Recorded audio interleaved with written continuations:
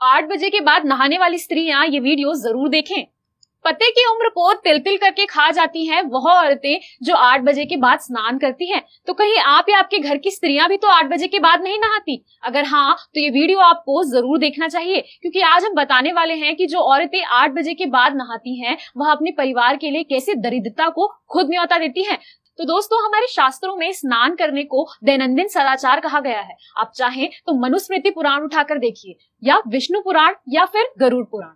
सभी में 5 तरह के स्नान बताए गए हैं, जिनमें सबसे पहले ब्रह्म स्नान, दूसरा देव स्नान, तीसरा ऋषि स्नान, चौथा मनुष्य स्नान और 5वां राक्षस स्नान बताया गया है।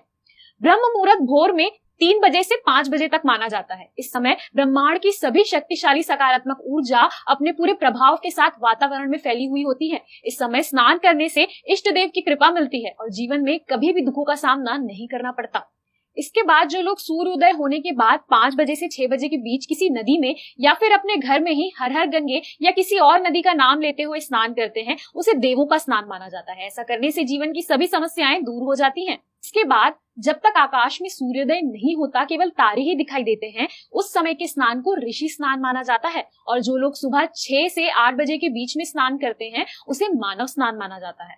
साधारण मनुष्य को 8 बजे तक नहा लेना चाहिए, क्योंकि जो लोग 8 बजे के बाद नहाते हैं, ऐसे लोगों के स्नान को राक्षस स्नान कहते हैं। और अगर घर की स्त्रियां 8 बजे के बाद नहाने जाती हैं, तो वो अपने घर में खुद दरिद्रता को न्योता देती हैं। जिस घर की औरतें 8 बजे के बाद नहाती हैं, उस घर में माता लक्ष्मी भूल कर भी प्रवेश नहीं करती, क्योंकि घर की स्त्रियों को रसोई घर में सुबह से ही रहना होता है। तो जो औरत बिना नहाए रसोई घर में प्रवेश करती है, उसके पकाए हुए अन्न को जो भी ग्रहण करता है, उसके अंदर काम, क्रोध, मद और लोभ जैसे बुरे गुण आ जाते हैं।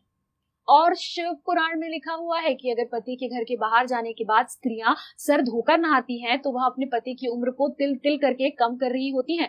रामायण में श्री राम ने बाली को जिस समय मारा था, उस समय उसकी पत्नी स्नान कर रही थी और अपने केशों को धो रही थी। तो पति के घर से बाहर जाने के बाद अपने केश धोकर नहाने वाली स्त्रियां खुद अपने पति के लिए कलंक बन जाती हैं।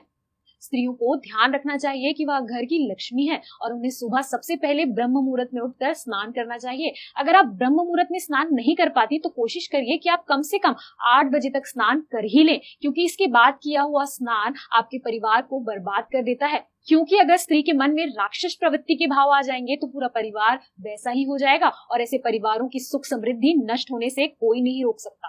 पहले के जमाने में औरतें खुले में नहाती थी और सुबह ही बाकी लोगों के उठने से पहले नहाकर आ जाती थी। और पहले 20-20 लोगों के परिवार एक कमाई से आसानी से पल जाते थे, लेकिन आज 4 लोगों के परिवार में 4 कमाने वाले हैं, फिर भी खर्चे पूरे नहीं होते, क्योंकि पहले के जमाने के लोग स्त्रियों को लक्ष्मी मानते थे और वह सुबह ही साफ सुथरे कपड़े पहनकर रसोई घर में प्रवेश करती थी। तो घर में सकारात्मक ऊर्जा का माहौल रहता था। ऐसे में माता लक्ष्मी उनके घर और परिवार पर अपनी कृपा करती थी। लेकिन आज की स्त्रियां सुबह ही 8 बजे के बाद होती है, तो ऐसे में घर में माता लक्ष्मी कैसे प्रवेश कर पाएंगी? तो शिव पुराण कहता है कि घर की स्त्रियों को सुबह 8 बजे से पहले स्नान कर लेना चाहिए। ऐसा करने से उनके पति की उम्र बढ़ती है और वह अपने घर में बचत और बरकत दोनों का साधन बनती है। तो दोस्तों, उम्मीद करते हैं कि आपको आज की ये वीडियो पसंद आई होगी और ये समझ में आया होगा कि स्त्रियों को जल्दी क्यों नहाना चाहिए। दोस्तों, इस वीडियो में दी गई सारी जानकारी हमने इंटरनेट के माध्यम से ली है। इसमें हमारा कोई भी हस्तक्षेप नहीं है। किसी की भी धार्मिक भावनाओं को ठेस पहुंचाना हमारा उद्देश्य बिल्कुल भी नहीं है। यह वीडियो केवल शैक्षिक उद्देश्य से आप सभी को पूरी जानकारी देने के लिए और आप सभी के एंटरटेनमेंट के लिए बनाया गया है। वीडियो को अंत तक देखने के लिए आप सभी का धन्यवाद। तो मिलते हैं अगले वीडियो में।